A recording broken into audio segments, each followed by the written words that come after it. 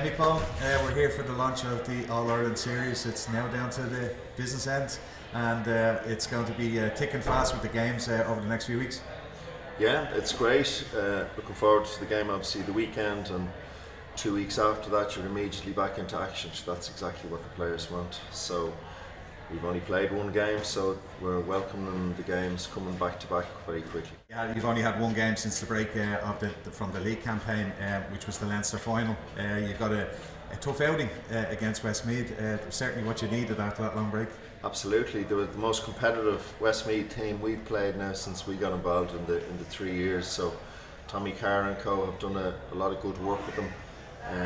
And obviously from our end, not having, well, obviously they were in the same boat, but having not played competitive fixtures in 9 or 10 weeks, you're at a kind of a loose end coming into it. You don't know where you're at, but we were happy. We were happy, one, to get on the road, and obviously two, to get a win under our belts, and it's up and running now. I spoke to you after that game, and I was saying about, Dublin started off quite tentatively. There was a bit of nerves there was a bit of tension. You certainly need that, going into the All-Ireland series as well, because look, we had a game at the weekend with the hurlers. It looked like minds weren't fully focused on the game, so you definitely need that. And isn't that the fantastic thing? Like, at this stage, like, there's girls in that team who played in whatever 7 or 8 All-Ireland finals, and some of them were as nervous going into that Leinster final as they were for any of the All-Irelands that they played in, and that just shows you how grounded they are, which is exactly what you want. And you can, when a group like that remain as humble as they are, you know they're in the right space. In that game, you gave some debuts to some young players. They didn't let you down on the day either. No, we were delighted. Niamh Hetherington, 18 years of age, could have gone off on a leaving cert holiday with her pals, and just delighted to be playing with Dublin. And obviously she comes from a good lineage, so we're delighted for her, not only her but for her family. Una White put her hand up in training and certainly delivered on the day for us as well. And then the likes of Caoimhe O'Connor, Sarah Fagan, all young kids coming into the fray, so we were really happy with that, because everyone that came in contributed, and obviously that's part of the package we're looking for. You lost your captain early in that game. You're on-field and off-field leader, but you certainly have plenty of leaders throughout that squad. Well, we were particularly happy with that side of things, like that 12 minutes into the game, I think in my time was the first, it is the first championship game where Sinead came off the field, and immediately other people just put their hands up to lead the group. But I think you know how highly thought of she would be within our group, so that was certainly, there was a heartfelt rise of efforts on her behalf as the game went on, but yeah, they responded really well. A bit of a turnover in players, some have gone travelling. You also lost Siobhan Killeen for the season, unfortunately through injury. So these young players coming up, they are important to keep the talent coming through the squad. It's amazing. It's probably the biggest difference I've seen between the lads and the girls. The turnover is much bigger, for different reasons. Obviously different stages of their lives and commitments and whatever else, but there's definitely a bigger turnover, which means that that group that you're continuously bringing behind to try and develop becomes so important. And at one stage, I suppose we probably thought we were a little bit thin, but very quickly, girls have bounced back and really leaped over this high learning period, because there's a high antennae for learning at this time of year. You've won the last 2 All-Irelands. Is it about tweaking things each year so you don't become stale or predictable to other teams?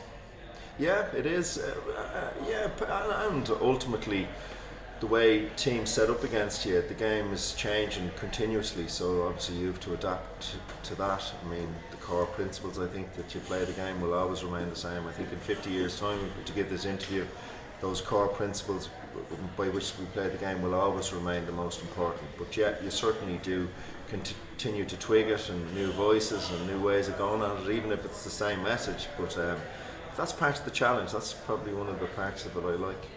What part of this part of the season do you enjoy the most? I love getting on the road. I actually love getting on the road. I look, the excitement of it really, really does it for me. But more than any other time of year, like, from here till the end of the competition, whoever gets there, you're looking at from this week on, you're looking at 8 weeks, which is a really short period of time.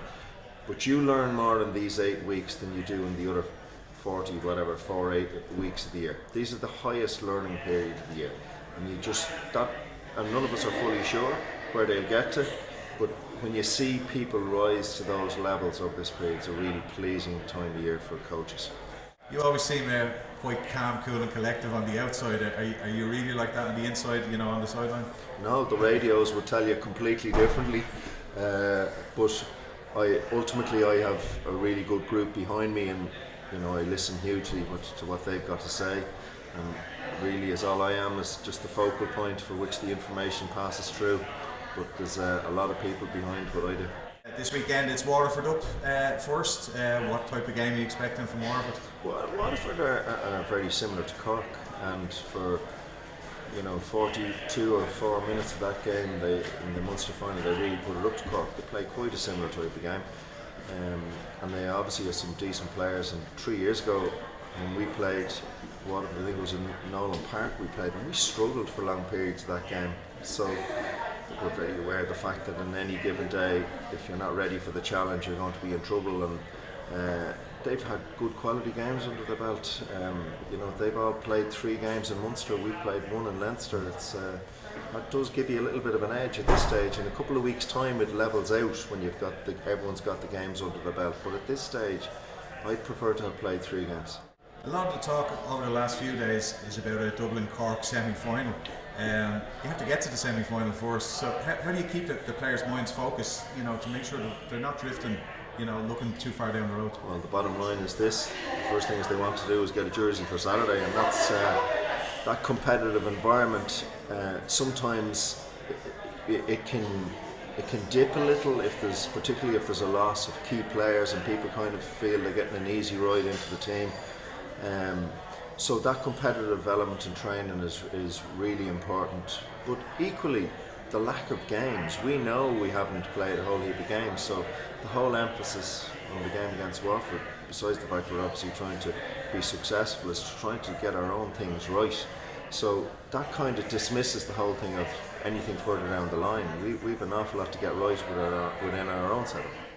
In saying that, some people would look at the lack of game time, would be advantageous to Dublin, later on in the championship. But as you say, you haven't had much time to get things right on the actual playing field. We haven't. We've had 1 challenge game, and we played Westmeath. And while there's a fabulous freshness with them having gone back to their clubs for 5 weeks, and certainly, particularly girls who wouldn't have got as much game time, they definitely come back, and you can see they've prospered.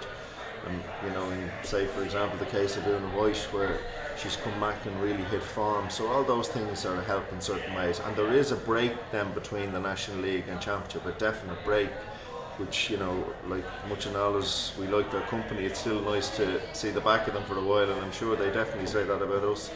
But ultimately, to get things right, you need to practice playing them in games. So at this point, I would see it as a disadvantage. If we come through it, I would see that freshness definitely as an advantage. A couple of players injured the last day. Lindsay Davey was one, Carla Rowe being another one, and then you lost your captain, as I said, on the day. How's it on the injury front going into this and game? isn't that's one of the things that we were quite pleased with. We finished the game without 3 of last year's mainstays as forwards not on the field, and then other people stood up. So yeah, Lindsay's come through. She's put in a good shift since the last game, so we're hoping she'll feature at some stage the weekend. Carla's still a little bit of more doubt about her. Possibly towards the end of the week we'll have a clearer view on that, and obviously Sinead is out this weekend.